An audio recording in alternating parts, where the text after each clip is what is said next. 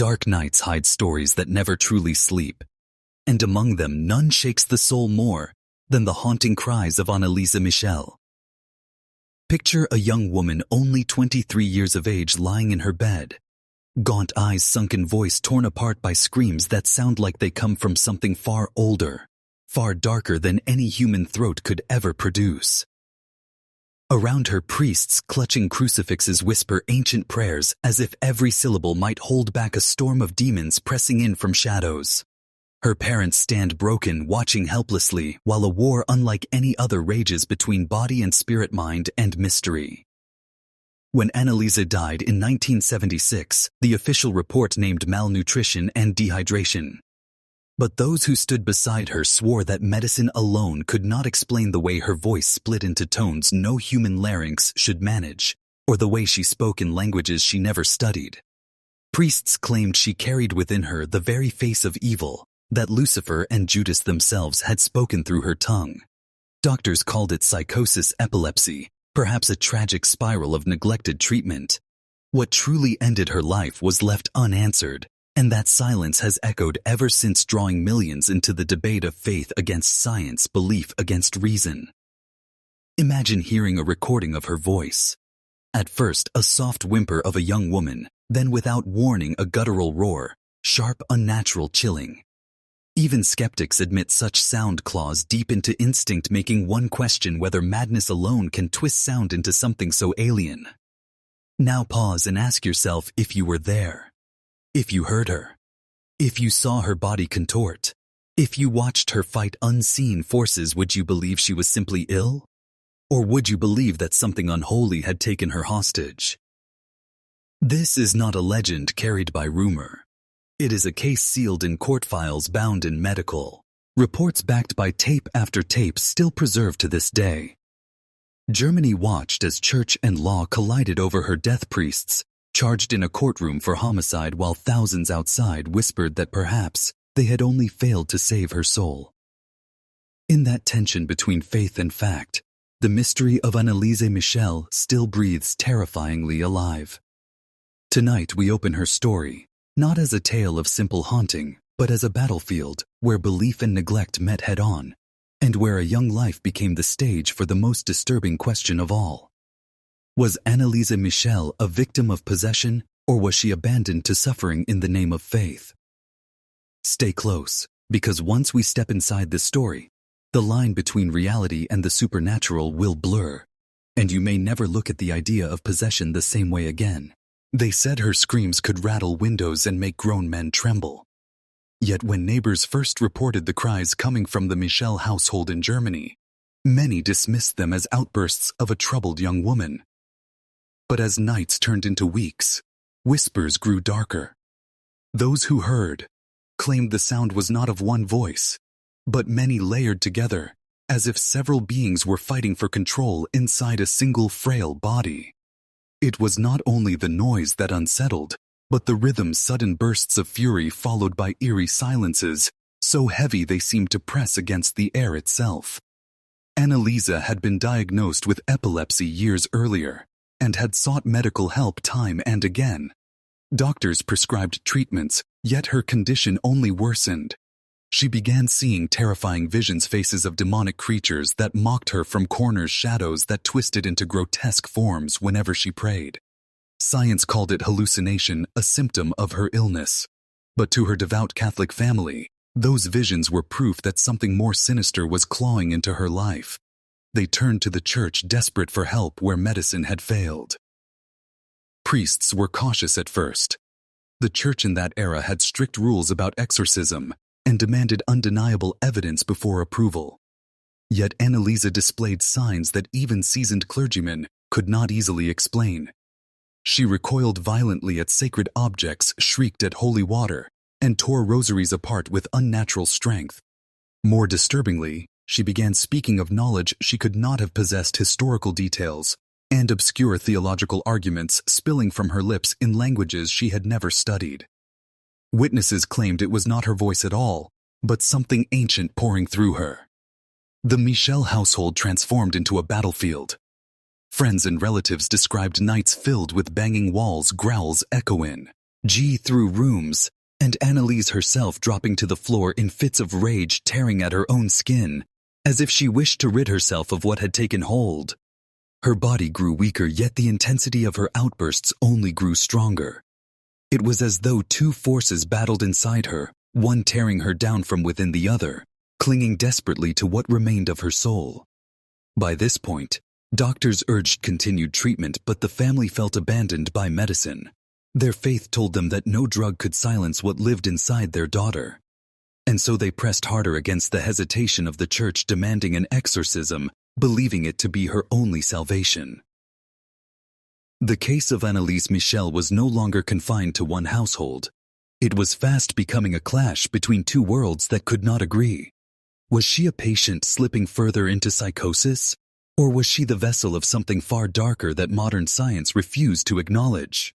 Imagine entering a quiet village church and hearing a voice so guttural, so twisted that it feels like it is scraping across your bones.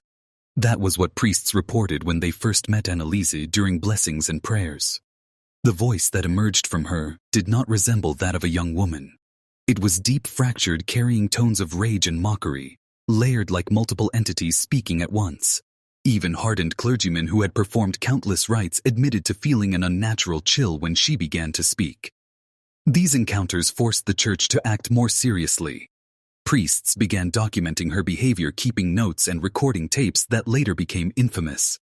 On those tapes, Anneliese alternates between pleading for relief and growling in voices claiming to be demonic. Some identified themselves with chilling names, saying they were none other than Lucifer, Judas, and other cursed figures of damnation. The church had demanded proof, and these recordings were presented as undeniable evidence that what afflicted Anneliese was beyond medicine. Meanwhile, her physical decline was becoming impossible to ignore. Once a vibrant student, her frame shrank until she appeared almost skeletal. Photographs taken at the time show hollow cheeks, bruised arms, and eyes that carried both exhaustion and terror. She was unable to eat properly, her body racked by violent convulsions, leaving her unable to walk unassisted. Doctors who still saw her insisted it was neglect and untreated epilepsy leading to psychosis. But her family interpreted her suffering as the toll of a spiritual war. The exorcism sessions finally began, sanctioned by church authorities under secrecy. They were performed not once or twice, but dozens of times, stretching over months. Each session lasted hours, priests chanting ancient prayers commanding unseen forces to release their grip, while Anneliese screamed, cursed, and fought against invisible enemies.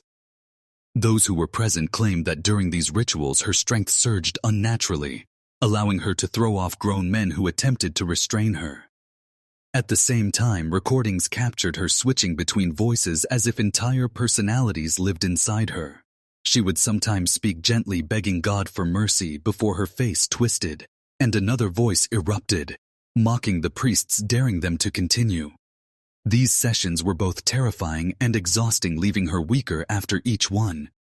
Yet her family believed it was their only chance to save her soul, and clung to the process despite her failing health. The divide between medicine and faith now widened into an abyss. Doctors accused the family and church of endangering her life with medieval practices, while the priests maintained that science could never comprehend the presence of true evil. In the center of this storm was Anneliese, a fragile figure enduring torment that blurred the line between reality and nightmare. The night of April 17th still lingers in the memories of those who witnessed it. Inside the small candlelit room, the air was thick with smoke from incense, and the chanting of priests echoed against the walls. At the center lay Anneliese, her frail body, bound by the sheer necessity of keeping her from injuring herself. What followed that night was described as nothing short of otherworldly. She screamed until her voice cracked, yet somehow continued in tones that did not belong to her. Some witnesses said it felt as though an entire chorus of shadows had gathered inside her throat. During one of the recorded sessions, she shouted words that terrified everyone present. She identified herself as multiple damned souls, including Cain, Nero, and even Hitler, each claiming to have taken residence within her. The priests challenged these voices, demanding they leave her body in the name of Christ. Yet she responded with violent laughter, so chilling it caused even the most devout to falter. Every phrase was captured on tape, later studied endlessly by skeptics and believers alike, each side interpreting them differently. Her body bore the consequences of these ordeals. Knees raw from constant prayer and self-imposed penance. Ribs visible through skin wounds inflicted by her own desperate struggle to cleanse herself. Doctors who later reviewed reports insisted her condition was nothing more than the result of untreated epilepsy, compounded by religious obsession. But those who stood in that room were convinced something supernatural had taken hold. They spoke of temperature drops, objects rattling, and the overwhelming sense of a presence unseen pressing against every soul present. The exorcism sessions became a war of attrition, dragging on week after week. Her family grew increasingly isolated from outside help, convinced that only prayer could save her. Friends who visited left disturbed, unable to reconcile the image of the gentle young woman they once knew with the contorted figure growling obscenities before them. The tapes circulated quietly among clergy, like forbidden evidence of a battle between heaven and hell. By now, newspapers began catching whispers of the strange case unfolding in their town. The secrecy that had shrouded the Michel household was unraveling, and soon the world would learn of the girl trapped between medicine and faith. But inside that house, each night stretched endlessly as her family and priests fought a war that few believed in and fewer understood. Picture the moment when exhaustion meets desperation, when every prayer begins to feel like a plea into the void. That was the atmosphere surrounding Anneliese Michel as her exorcisms dragged deeper into the summer of 1976. The rituals had become relentless. Dozens were conducted, each one tearing at what remained of her strength. Priests spoke of progress, insisting that evil forces were weakening. But to anyone watching, it was clear Anneliese herself was fading faster than hope could catch her. Her once lively eyes now seemed to sink into shadow. She whispered of visions, dark figures crowding her room, hands clawing at her, urging her to abandon her soul. Neighbors later recounted hearing screams through the walls, a sound so unnatural that some believed it was not human at all. Photographs taken during this time would become haunting symbols of the case. Her gaunt face, bruises covering her skin, lips cracked from dehydration, and eyes blazing with an intensity that unsettled even the priests who stood beside her. As her body grew weaker, her faith appeared both unbreakable and destructive. She refused food, claiming that starving was part of her atonement. She knelt for hours in prayer until her knees bled, insisting that this suffering was necessary to combat the forces within. Medical professionals who reviewed her later stated bluntly that she was a victim of untreated malnutrition and psychological illness. Yet those inside her home were convinced she was locked in spiritual combat far beyond science. The clash between medicine and religion grew louder outside the household. Doctors warned of irreversible damage. Priests countered with tales of voices and unnatural strength they had witnessed firsthand. Families of the town whispered rumors, torn between ridicule and awe. And through it all, Anneliese continued to endure night after night of torment, seemingly determined to see the battle through to whatever end awaited her. By this point, the story of Anneliese Michel was no longer confined to her village or the church. It was on the brink of spilling into the public eye. And with every passing ritual, her body weakened, her spirit seemed pulled further into shadow, and the question that lingered over everyone became impossible to avoid. Was this a fight against demons, or against her own broken body and mind? Imagine a room so silent that every breath feels like a thunderclap, yet suddenly it shatters with a scream that no human throat should ever produce. That was the sound inside the Michel household, as the exorcisms reached their most disturbing stage.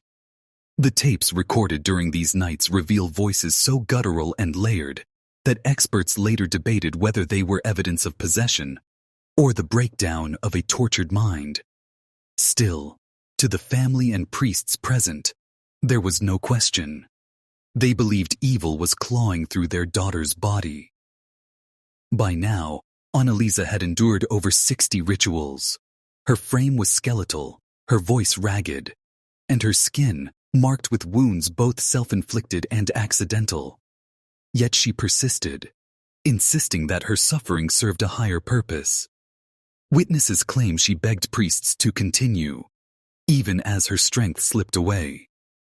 Each session became a terrifying battle of willpower, a spectacle that blurred the line between faith and madness. It was during this period that the exorcisms reached a notoriety beyond anything the church had imagined. Fragments of the recordings circulated quietly, spreading like forbidden relics of horror. Those who listened described chills, claiming they could hear not one voice but several, overlapping and snarling in languages Anneliese had never studied. Some priests swore they felt invisible forces pressing against them in the room, as though unseen hands fought to drive them out. Outside the household, however, the case was becoming infamous for a different reason. Doctors and skeptics condemned the rituals as negligence, arguing that medical treatment could have saved her. Headlines began whispering about a young woman trapped in a medieval struggle in a modern world. It was no longer just a private tragedy. It was turning into a cultural battlefield between science and religion. And here's where I want to pause for you, the viewer. Ask yourself, if you had been standing in that room, hearing those voices, feeling the air grow heavy with dread, would you have believed it was possession? Or would you have seen only a young woman suffering from untreated illness? Let me know in the comments, because this question, faith versus science, remains at the heart of the mystery. As the exorcisms pressed on, it was clear that Anneliese Michel was nearing the end of her strength. Yet her determination to endure, her conviction that her suffering carried meaning, drove the rituals further into darkness. And soon, that darkness would consume her entirely. Picture a young woman kneeling on a cold wooden floor, bones pressing through her skin, lips cracked from thirst, yet eyes locked with a fiery defiance that seems far larger than her frail body. This was Anneliese Michel in the final weeks of her ordeal. Every movement cost her strength, yet she insisted on kneeling, insisted on praying, insisted on fighting whatever darkness she believed still dwelled inside her. The exorcisms had consumed not just her body, but her entire existence. She refused meals, convinced that fasting was demanded of her. She whispered to her family that she must suffer for the sins of others, that her torment was not meaningless, but a sacrifice for a greater good. To her parents and the priests, these words carried a haunting nobility. To doctors and skeptics, they were signs of a mind destroyed by untreated illness. Those who saw her in these final days described a haunting contrast. A girl so weak she could barely lift her head, yet a presence so intense that even seasoned priests admitted they were unsettled in her company. The recordings from this period are among the most infamous, capturing a voice that no longer seemed like Anneliese's at all. Hoarse, guttural, and filled with a rage that shook the room. Some claim you can hear multiple voices speaking at once, all layered in chaos. Whether demonic or psychological, the effect remains disturbing even today. Her parents clung to hope that the rituals were helping, yet neighbors whispered of tragedy. They saw her staggering, bruised and emaciated, and wondered how much longer she could possibly survive. Still, the sessions continued. Still, the prayers filled the air. Still, Anneliese herself asked for them to go on. And with every hour, the debate grew sharper. Was she a martyr in a battle against forces unseen, or a victim trapped in a deadly misunderstanding of mental illness? One thing was undeniable. Her story was barreling toward an end that no one present could stop. Close your eyes and imagine a room where every candle flickers as though the very air resists prayer. The walls seemed to bend with tension, the silence between screams heavier than the screams themselves. This was the atmosphere in which Anneliese Michel spent her last nights. Her strength was gone, her body worn to the edge of collapse, yet she pressed forward with the rituals. She told her priests she no longer belonged to this world, but was standing as a shield between humanity and the powers of hell. The exorcisms were now relentless. Witnesses claimed her voice was unrecognizable, alternating between guttural growls and desperate pleas. On some nights, she declared that the demons had been weakened, that her suffering was driving them away. On others, she screamed that they were winning, that her body had become their battlefield. The clash between hope and despair was carved into every session, and each left her weaker than before. Her parents watched helplessly. They believed in her conviction yet could not ignore her fragile state. Doctors who had once been dismissed as skeptics warned that she was dying from neglect and starvation. But the priests pressed on, convinced that to stop would be to abandon her to damnation. To them, this was not cruelty but duty, a sacred obligation to continue until the very end. The world outside was beginning to pay closer attention. Rumors of her condition spread through the town, and whispers turned to outrage. How could such rituals be permitted in a modern country? People asked. Others argued that her freedom to choose faith, even in suffering, should be respected. It was a moral crossroads, and Anneliese stood at the heart of it. Every night the house filled with chants, her cries rising and falling with the rhythm of ancient prayers. And with each night, the inevitable drew closer. The question was no longer whether she was possessed or ill. It was whether she would survive long enough for an answer to ever be known. Picture dawn breaking over a small German village, the sky painted with pale light, while inside one quiet home, the air is heavy with tragedy. On the morning of July 1st, 1976, after months of exorcisms and relentless suffering, Anneliese Michel took her final breath. She was only 23 years old. Her body, frail and wasted to the weight of a child, lay still, ending a struggle that had consumed her, her family, and her priests. Her last words, spoken weakly to her mother, are said to have been a haunting request.